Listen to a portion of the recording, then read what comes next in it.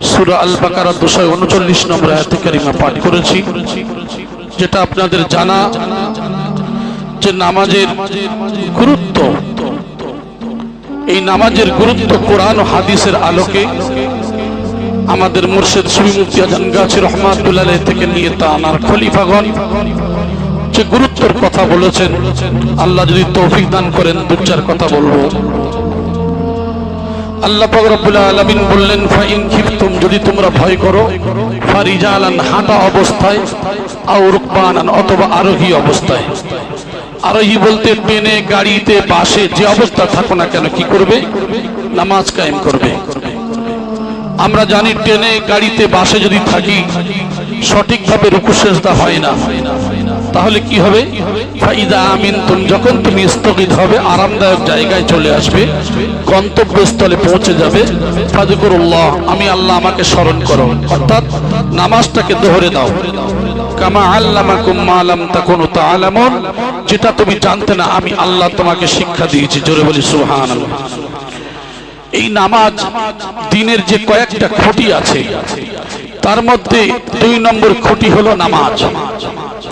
এই নামাজ কি করে? নামাজ হলো মুমিনের নূর। একজন মুমিন, তার জ্যোতি হলো, নূর হলো নামাজ। জোরে বলি সুবহানাল্লাহ।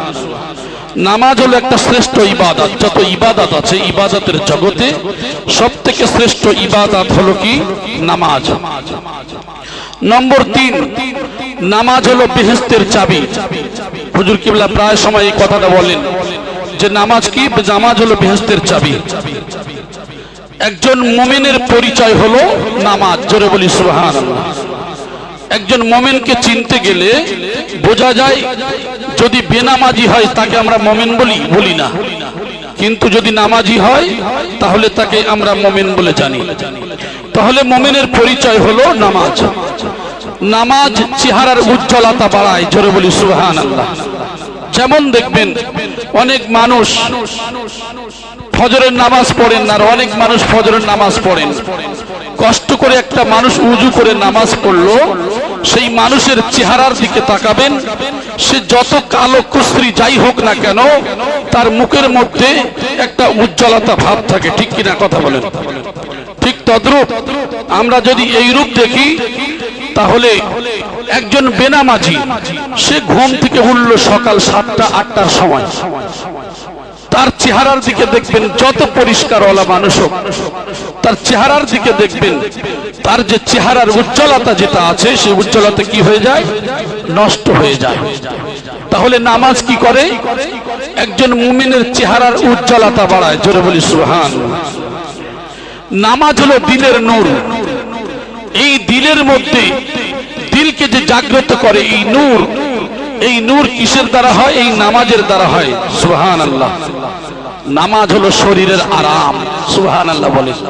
আপনি অনেক কষ্ট করলেন, আপনি যত রকম পৃথিবীতে কষ্ট আছে সব করবেন, কিন্তু নামাজের সময়ে আপনি যে নামাজ পড়তে গেলেন, এই নামাজের মধ্যে সব থেকে বেশি আরাম আছে না নাই? কথা বলেন। এই নামাজের মধ্যে হলো আরাম। অথচ আমরা আরাম চাই না। দুনিয়ার সারাদিন আমরা খাটাখাটনি করি, কষ্ট করি, কিন্তু এই 5 টাইম 24 ঘন্টার মধ্যে সামান্য সময় যে নামাজ পড়তে হয়, এই নামাজের সময় আমরা দিতে পারি না। আজকের আমরা যে এসেছি কামেল মুর্শিদের দরবারে, আমরা এখানে ট্রেনিং নিয়ে যাব কিসের? আমাদের দেখেন ফজর থেকে নিয়ে ঈশা পর্যন্ত যে নামাজের ট্রেনিং দিচ্ছেন, আমরা অনেকেই বাড়িতে নামাজ পড়ি না, এখানে এসেছি, কিন্তু আমরা এখানে এসেছি, আমাদেরকে হাক্কানি আঞ্জুমান ট্রেনিং দিয়ে দিচ্ছে। এই 10টা দিন যে ট্রেনিং নিয়ে অভ্যস্ত হয়ে যদি খালিস নিয়ত নিয়ে সে যদি বাড়িতে যায়, ইনশাআল্লাহ সে যদি সঠিক নিয়ত করে, দেখবেন এই নামাজ তার জীবনে, সে বেনামাজি ছিল কিন্তু নামাজি হয়ে যাবে। সুবহানাল্লাহ। তাহলে নামাজ কি? আমাদের জন্য আরাম। এই নামাজ আমাদের সুস্বাস্থ্যের কারণ। সুবহানাল্লাহ। আমাদের সুস্বাস্থ্য রাখে এই নামাজ। একবার জোরে বলি সুবহানাল্লাহ। এছাড়াও নামাজ হলো কবরের সঙ্গী। সুবহানাল্লাহ। নামাজ কি? কবরের সঙ্গী। এই যে সঙ্গী যদি না থাকে, তাহলে আমি আপনি কবরে অন্ধকার জায়গা। ঠিক কিনা? যেখানে পোকামাকড়ের জায়গা, যেখানে কোনো সাথী নাই, কোনো বাতি নাই, এমন জায়গায় আমাদেরকে যেতে হবে। অতএব আমাদের সেই সঙ্গীকে জোগাড় করে নিয়ে যেতে হবে। তার মধ্যে একটা ইবাদত, সেই ইবাদতের নাম হলো নামাজ। জোরে বলি সুবহানাল্লাহ। নামাজ হলো আল্লাহর সন্তুষ্টির কারণ। আল্লাহকে যদি সন্তুষ্ট করতে হয় সেটার একমাত্র একটাই রাস্তার, যত রাস্তা আছে তার মধ্যেই একটাই রাস্তা হলো নামাজ। জোরে বলি সুবহানাল্লাহ। তাহলে আমাদের কি করতে হবে? আল্লাহর সন্তুষ্টি করতে হবে। যেমন দেখবেন যত এই আমাদের নবী হযরত মুহাম্মদ মুস্তাফা সাল্লাল্লাহু আলাইহি ওয়াসাল্লাম, এই দরুদ সবাই পড়বেন, কারণ নবীর নাম নিলে দরুদ পড়তে হয়, জানেন তো? এই দরুদ পড়বেন সাল্লাল্লাহু আলাইহি ওয়াসাল্লাম। এই দরুদ আমরা যে পড়ব, কারণ আল্লাহর নবী সাল্লাল্লাহু আলাইহি ওয়াসাল্লাম ইনি কি করেছেন, তিনি যে নামাজ পড়ার নিয়ম পদ্ধতি আমাদের দেখিয়ে গিয়েছেন, আর পরম্পরা আমাদের কামেল মুর্শিদগণ আমাদেরকে সেই নামাজ সেই একই পদ্ধতিতে শিখিয়ে যাচ্ছেন। অতএব এই নামাজ কি হবে, যে আল্লাহকে সন্তুষ্ট করতে হবে, আর আল্লাহর সন্তুষ্ট করতে পারলেই আল্লাহর ওলি হওয়া যায়। জোরে বলেন সুবহানাল্লাহ। আল্লাহর ওলি যে হয়েছেন, বিনা নামাজ না পড়ে কোনোদিন আল্লাহর ওলি হওয়া চায় না। তাহলে আমাদের মুর্শিদকে যদি লক্ষ্য করি, আমরা কিন্তু আমাদের মুর্শিদকে দেখি তিনি কি নামাজ পড়েন না? তিনি বরং নামাজ পড়েন। এই যে সুন্নত ফরজ ওয়াজিব যত আছে এ তো পড়েন, তার সঙ্গে সঙ্গে তিনি নামাজকে এমনকি নফল ইবাদতও করতে বলেছেন, নফল নামাজ বেশি বেশি পড়তে বলেছেন। জোরে বলি সুবহানাল্লাহ। দেখতে পাচ্ছেন না? দেখবেন ইশরাক, চাস, তাওবিন, এই যে নামাজগুলো আছে আমাদের এখানে ট্রেনিং দিয়ে দিচ্ছে। আর আজকে আমরা অনেকে কি করি, এই সুন্নত, আসরের সুন্নত গায়ের মুআক্কাদা, ইশার সুন্নত গায়ের মুআক্কাদা, এগুলো পড়ার দরকার নেই, অনেক কিছু আমরা করে থাকি। কিন্তু আমরা এমন একজন খাঁটি মুর্শিদ পেয়েছি, যে মুর্শিদ আমাদেরকে কি করলেন, যে বাবা বসে না থেকে গল্প না করে বরং এই সুন্নত তো ছাড়বেই না, আর গায়ের মুআক্কাদা যে বলছো ওটাকে তুমি ছাড়বে না, আর তার সাথে সাথে সময় থাকতে তুমি কি করবে, নফল নামাজ পড়বে। জোরে বলি সুবহানাল্লাহ। এই জন্য করে এই দরবারে আসা যাওয়া এমন সাধারণ মানুষ আছেন যিনি কিছুই বোঝেন না, কিছুই জানেন না, কিন্তু উজু করে দেখবেন তাহিয়াতুল উজু, তাহিয়াতুল মসজিদ, এই সমস্ত পীর ভাইদের কাজা হয় না। জোরে বলেন সুবহানাল্লাহ। যার মর্যাদা সম্পর্কে হযরত আবু বকর সিদ্দিক রাদিয়াল্লাহু তাআলা আনহুর ইতিহাস জানেন, যে আবু বকর সিদ্দিক রাদিয়াল্লাহু তাআলা আনহুর পায়ের খড়মের আওয়াজ আমার আপনার নবী শুনতে পেয়ে, আমার আপনার রাসূল সাল্লাল্লাহু আলাইহি ওয়াসাল্লাম শুনতে পেয়ে বললেন, এই যে আওয়াজ কোথা থেকে আসছে? বলছে এই হযরতে বেলাল রাদিয়াল্লাহু তাআলা আনহুর ঘটনা এটা। হযরতে বেলাল রাদিয়াল্লাহু তাআলা আনহু তার পায়ের খড়মের আওয়াজ পাচ্ছেন, তো বললেন কোন মর্যাদার কারণে?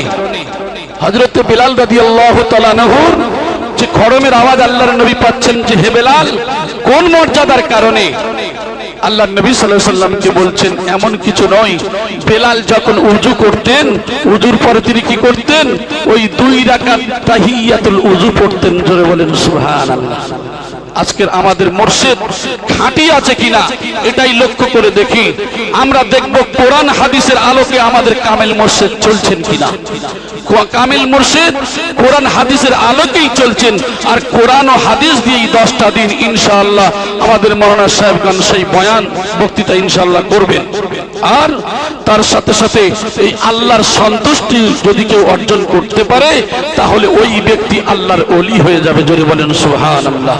অনেকেই দেখেছেন পানি ভর্তি করার সময় দিয়ে এদিকে ট্যাপ ছেড়ে দিয়ে পানি ভর্তি হচ্ছে, ততক্ষণ সময় 2 রাকাত নফল নামাজ পড়ছেন। সুবহানাল্লাহ। ততক্ষণ সময় 2 রাকাত নফল নামাজ পড়ছেন। অতএব এগুলো কার? এই আমাদের কামেল মুর্শিদ আমাদেরকে এই শিক্ষা দিয়েছেন। সুবহানাল্লাহ। যে সময়কে অপচয় করো না, এই সময়কে সব সময় কাজে লাগাতে হবে, সময়কে তার প্রাধান্য দিতে হবে। এই জন্য করে আমাদের পীর ভাইগণ দেখবেন তারা সময় থাকতেও কি করেন, এই সমস্ত ইবাদতের মধ্যে তারা সব সময় নিয়োজিত আছেন। সুবহানাল্লাহ। আর এটাই হলো আল্লাহর সন্তুষ্টির কারণ।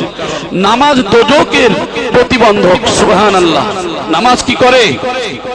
এই যে জাহান্নাম থেকে বাঁচার জন্য সামনে গার্ড হবে। জোরে বলেন সুবহানাল্লাহ।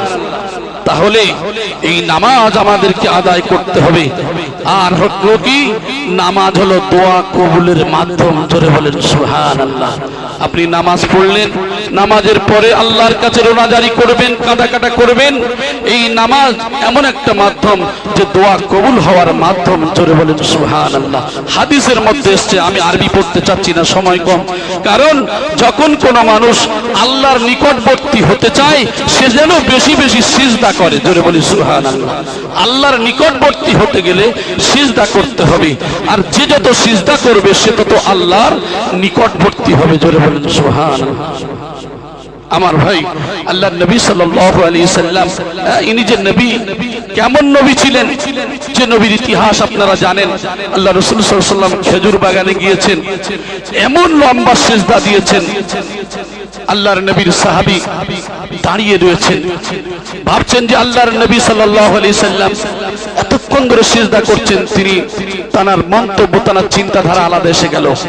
আওয়াজ পেয়ে আল্লাহর নবী সাল্লাল্লাহু আলাইহি সাল্লাম সিজদা থেকে উঠে দেখলেন, হে সাহাবী, তুমি এখানে কি করছো? আল্লাহর রাসূল, আমি লক্ষ্য করে দেখলাম যে আপনার সিজদাটা এত লম্বা, এত চওড়া, এত দীর্ঘ করেছেন যে আমি ভাবলাম যে আল্লাহর রাসূল সাল্লাল্লাহু আলাইহি সাল্লাম আপনার কিছু হলো কিনা। আল্লাহর নবী সাল্লাল্লাহু আলাইহি সাল্লাম, যার জীবনে গুনাহ নাই, যার জীবনে কোনো পাপ নাই, সেই রাসূল আল্লাহর নৈকট্য হাসিল করতে গিয়ে, আল্লাহর মেহবুব হতে গিয়ে তিনি কি করেছেন? এই যে সিজদা দীর্ঘায়িত করেছেন। সুবহানাল্লাহ। অতএব নির্জনে নির্জন জায়গায় এই ইবাদত বান্দেগী আল্লাহর মেহবুব বান্দারা করে থাকেন। যেমন হযরতে আবু হুরায়রা রাদিয়াল্লাহু তাআলা আনহু, তিনি একদিন ওযু করছিলেন। ওযু করতে করতে তিনি কি করেছেন? একদিন হাতটা ধৌত করেছেন এই পর্যন্ত। যখন ধৌত করেছেন, তার ছাত্র দূর থেকে লক্ষ্য করলেন যে হাতটা তিনি তার এই আপনার কাঁধ পর্যন্ত প্রায় ধুয়ে ফেলেছেন। তিনি বললেন, আবু হুরায়রা রাদিয়াল্লাহু তাআলা আনহুকে জিজ্ঞেস করলেন, হুজুর, আপনি এই কোনই পর্যন্ত যে ধৌত করা যে নিয়ম নীতি রয়েছে, আপনি এত দূরে ধুইলেন কেন? আল্লাহর নবীর সাহাবী হযরতে আবু হুরায়রা রাদিয়াল্লাহু তাআলা আনহু বললেন, তুমি আমার ওযুটা দেখতে পেয়েছো? তবে তুমি যদি দেখতে পেয়ে থাকো, আসলে আমি যদি জানতাম যে তুমি আছো, তাহলে আমি এ কাজ করতাম না। আমি কেন করেছি? কারণ যদি কোনো মানুষ এই যে দুনিয়া থেকে বিদায় নেয়, উম্মতে মুহাম্মাদীদেরকে চেনা যাবে কোন উপায়ে? এই ওযুর কারণে।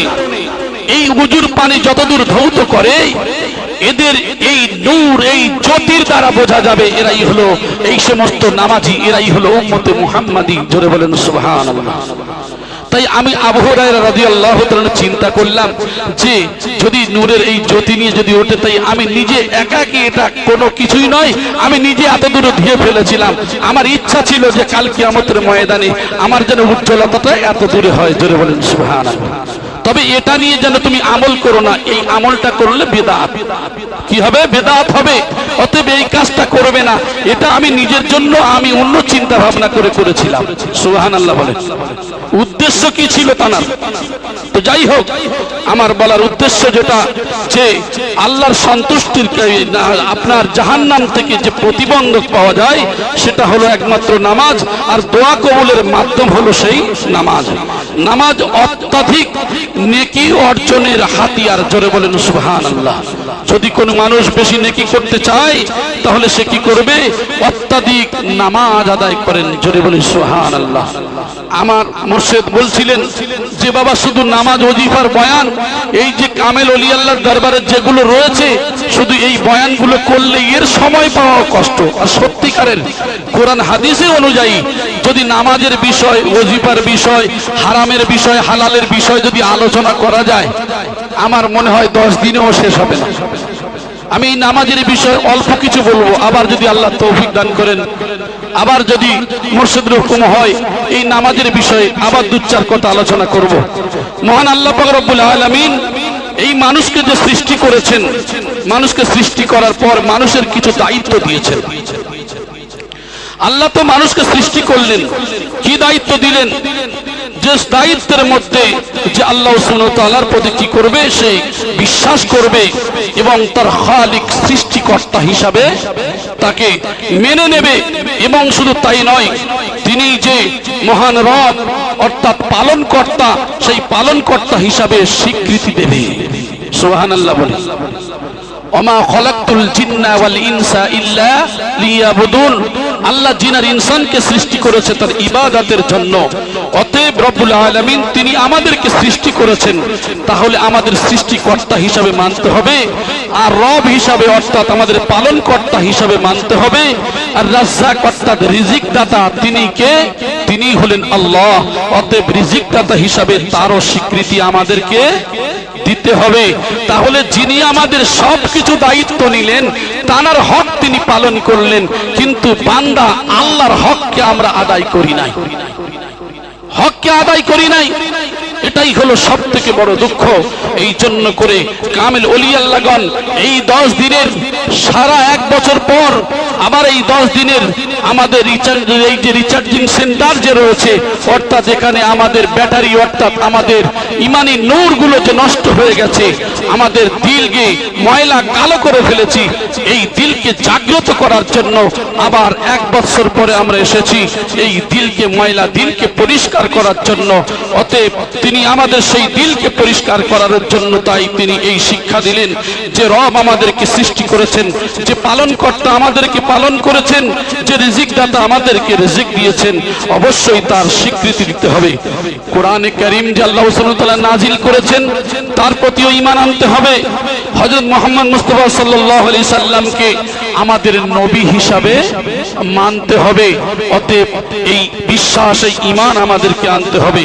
কারণ ঈমান আনার দ্বিতীয় দায়িত্ব যেটা আছে যে খালিক অর্থাৎ সৃষ্টিকর্তা তার ইবাদত বান্দেগী যে করতে হবে, যে সমস্ত ইবাদত করতে কিছু ইবাদত রয়েছে সেটা ইবাদত 2 ধরনের হয়, একটা হলো শারীরিক আর একটা হলো কি একটা ইবাদত রয়েছে যেটা আপনার হাক্কানি দরুদ শরীফ পড়েন, আল্লাহুম্মা সাল্লি ওয়া সাল্লিম ওয়া বারিক আলা আবদিকা রাসূলিল কারীম রাহমাতাল লিল আলামিন শাফিল মুজনাবিন সাইয়্যিদিনা মাওলানা নবিয়িনা মুহাম্মাদি ওয়া আলা আলিহি ওয়া আহলি বাইতিহি ওয়া আওলাদিহি ওয়া যুররিয়্যাতিহি ওয়া আজওয়াজিহি ওয়া সাহাবিহি ওয়া আউলিয়াইহি ওয়া উম্মতিহি আজমাইন কামা সাল্লাইতা ওয়া সাল্লামতা বারাকতা রাহিমতা আলা সাইয়্যিদিনা ইব্রাহিম ওয়া আলা আলি সাইয়্যিদিনা ইব্রাহিম ইন্নাকা হামিদুম মাজিদ। একটা হলো শারীরিক আর আরেকটা হলো অর্থ সম্পদের মাধ্যম, অর্থাৎ মাল সম্পদ। এই দুইটা, এই শারীরিক ইবাদত যে আমরা করি কিসের মাধ্যমে? সেটা হলো এই নামাজ রোজার মাধ্যমে। জোরে বলি সুবহানাল্লাহ। কারণ এই যে নামাজ রোজা করতে গেলে কিন্তু আমাদের অর্থ সম্পদ ব্যয় করতে হয় না। নামাজ রোজা করতে গেলে আমাদের কিন্তু ওই সোনার গহনা সোনা দানা বিক্রি করতে হয় না। অতএব আমাদের কি করতে হবে? এই শরীরের প্রয়োজন হয়। তাহলে এই শারীরিক যেটা আল্লাহ ইবাদত করতে আমাদের যেটা প্রয়োজন সেই ইবাদত আমাদেরকে করতে হবে।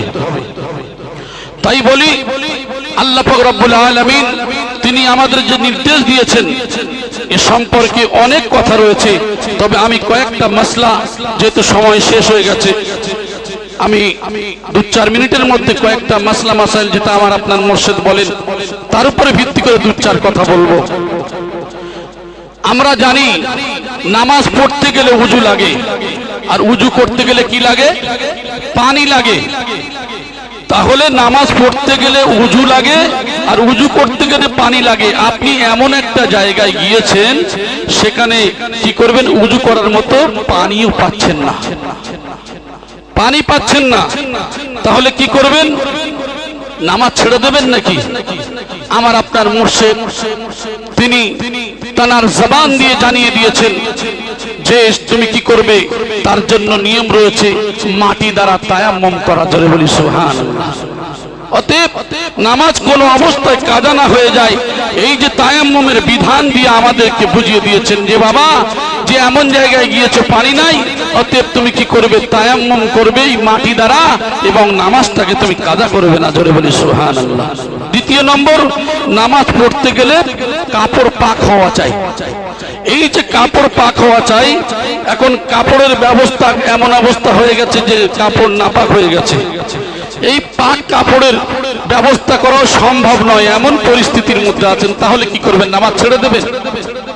না, আপনি এমন জায়গায় পৌঁছে গিয়েছেন যে জায়গায় আপনার কাপড় নাপাক আর কাপড় নেই, তাহলে ওই নাপাকটাকে ধুয়ে দিয়ে আপনি ওই অবস্থায় নামাজ পড়বেন।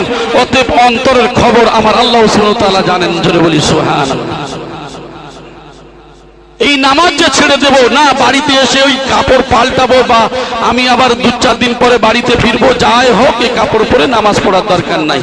না, আমার আপনার মুর্শিদ শিক্ষা দিচ্ছেন যে বাবা তোমার কাপড়টা নোংরা হয়ে গেছে, তাহলে তুমি ওই জায়গাটাকে পরিষ্কার করো এবং পরিষ্কার করার পরে কি করো, তুমি অবশ্যই নামাজটাকে ছাড়বে না, ওই অবস্থায় তুমি নামাজ আদায় করে নাও। সুবহানাল্লাহ। নম্বর 3, নামাজ পড়তে জায়গা পাক লাগে। নামাজ পড়তে গেলে জায়গা পাক লাগে। আল্লাহ সুবহানাহু ওয়া তাআলা পাক জায়গার অভাব রাখেননি। সুবহানাল্লাহ বলে। কবর ও বাথরুম টয়লেট ব্যতীত পুরো জমিনটা উম্মতে মুহাম্মাদির জন্য মসজিদ বানিয়েছেন। জোরে বলেন সুবহানাল্লাহ। কবরস্থান আর টয়লেটের ভিতরে এই দুইটা জায়গা ছাড়া আমরা যে অনেক অজুহাত দেখাই, কোথায় নামাজ পড়বো, কি করে পড়বো, কিন্তু গোটা জমিনটাকে আল্লাহ সুবহানাহু ওয়া তাআলা আমাদের জন্য কি দিয়েছেন? আমাদের জন্য মসজিদ বানিয়েছেন। সুবহানাল্লাহ। এ সম্পর্কে ফুকাহে কেরামের অনেক অভিমত রয়েছে, যাই হোক আমি সেদিকে যাব না। কোরআন হাদিসের আলোকে এ সম্পর্কে অনেক কথা রয়েছে। নম্বর 4, সতর ঢেকে নামাজ আদায় করতে হবে। সতর ঢেকে নামাজ আদায় করতে হবে। অতএব এমন অবস্থা যে সতর ঢাকার কাপড়ও নাই। আলহামদুলিল্লাহ আমাদের সে সমস্যা আছে, কাপড় তো এখন মানুষের অনেক রয়েছে। তবুও বলি নামাজের কত গুরুত্ব দিয়ে কথাটা বলেছেন। এখন এমন মানুষ যার কাপড়ও নাই, তাহলে কি করবে? সতর ঢাকার মতো কাপড় নাই, তাহলে সে কি নামাজ পড়বে না? বলছে না, অন্তত সে কি করবে? যে উলঙ্গ অবস্থায়, সে নির্জন একা অবস্থায় নির্জন জায়গায় উলঙ্গ হলেও তার নামাজ আদায় করতে হবে। সুবহানাল্লাহ। এখানে কি বোঝাতে চাইলেন? নামাজের গুরুত্ব বোঝাতে চেয়েছেন যে নামাজ, তুমি যে বলছো যে আমার কাপড় নাই, অমুক নাই, তমুক নাই, আপনারা শুনেছেন আব্দুল্লাহ আনসারী রাদিয়াল্লাহু তাআলার ঘটনা। আমাদের মাওলানা সাহেবরা তো বলেন, এটাই বলে আমি ছেড়ে দিচ্ছি, অন্য সময় আমার আলোচনা হবে। আব্দুল্লাহ আনসারী রাদিয়াল্লাহু তাআলার বিবি আর স্বামীতে একটাই কাপড়। ফজরের নামাজ পড়ে তাড়াতাড়ি চলে আসছেন, সাহাবায়ে কেরামদের মধ্যে জল্পনা কল্পনা শুরু হলো। তখন বলছে আমার সাহাবারা, তোমরা যে জল্পনা কল্পনা করছো, তোমরা কি জানো তার সম্পর্কে? বলছে জি না। আল্লাহ রাসূল সাল্লাল্লাহু আলাইহি ওয়াসাল্লাম আসলেন, সালাম দিলেন, উত্তর পেলেন না। 3-3 বার সালাম দিলেন, উত্তর পেলেন না, চলে আসছেন। আব্দুল্লাহ আনসারী রাদিয়াল্লাহু তাআলা পিছন থেকে দৌড়াতে শুরু করলেন, সালামের উত্তর দিলেন। আল্লাহর নবী সাল্লাল্লাহু আলাইহি সাল্লাম বলছেন, আব্দুল্লাহ আনসারী, আমি তোমার বাড়ির সামনে গিয়ে সালাম দিয়েছিলাম, উত্তর পাইনি, তাই আমি চলে আসছি। আল্লাহ রাসূল সাল্লাল্লাহু আলাইহি সাল্লামকে বললেন, ইয়া রাসূলুল্লাহ, আমি এমন পরিস্থিতির মধ্যে ছিলাম যে আপনার সালামের উত্তর দিতে পারি নাই বা আসতে পারি নাই। কারণ আল্লাহর নবী, আমাদের দুইজনার একটাই কাপড়। আমার ঘরের মধ্যে এমন একটা কুয়া অর্থাৎ গর্ত করা আছে যে আমার বিবিকে নামিয়ে দিয়ে আমি ওই একটা কাপড় পরে মসজিদে আসি আর নামাজ আদায় করি, আর আমি চলে যাওয়ার পরে আমার বিবিকে কাপড়টা দিই। কিন্তু এমন পরিস্থিতির মধ্যে পড়েছি যে ফজরের নামাজটা খুবই কম সময়, তাই আমি কি করলাম, এই কাপড়টাকে আমি, যেহেতু আমার বিবি ফজরের নামাজ আদায় করবে, তাই সালাম ফিরানোর সঙ্গে সঙ্গেই আমি চলে আসি, কারণ আমার বিবিকে কাপড়টা দেবো যাতে তার নামাজটা কাজা না হয়। জোরে বলেন সুবহানাল্লাহ। আল্লাহ রাসূল সাল্লাল্লাহু আলাইহি ওয়াসাল্লাম সাহাবাদেরকে বললেন, যার সম্পর্কে তোমরা যে ধারণা করছো তোমরা কি জানো?